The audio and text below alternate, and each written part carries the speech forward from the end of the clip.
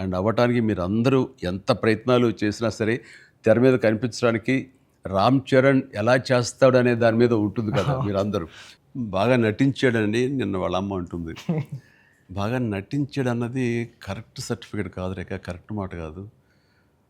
జీవించాడు అని అనాలి. నాకు ఆ పాత్రలో ఒదిగిపోయాడు అని నాకు అనిపిస్తుంది. నేను యాక్టర్ అని నాకు తెలుసు. అవతల క్యారెక్టరు ఏడుస్తూ మనల్ని ఏడిపిస్తే కనుక అది నటన. వాడు ఏడవకుండా కళ్ళల్లో ఆ భావం పలుకుతూ చూసే ప్రేక్షకులు ఏడిపించాడంటే వాడు జీవించినట్లు. నేను అక్కడ ఒక క్యారెక్టర్ చూస్తున్నాను తప్ప చరణ్ని చూడట్లేదు. పెద్ది కనపడుతుంది నాకు అక్కడ. పెద్ది తను ఏడవకుండా తన భావోద్వేగాల్ని కళ్ళ ద్వారా చూపిస్తున్నాడు తప్ప ముఖవళికల ద్వారా మజిల్స్ ద్వారా చూపించట్లేదు. అది చరణ్ స్పెషాలిటీ. అందుకని మనం ఎక్కువ ఇన్వాల్వ్ అయిపోతారు. ఏం నటించాడు అనొచ్చు, చాలా గొప్ప గొప్ప నటులు ఉండొచ్చు, వాళ్ళ సిస్టమ్ వాళ్ళ విధానాలు చేయొచ్చు.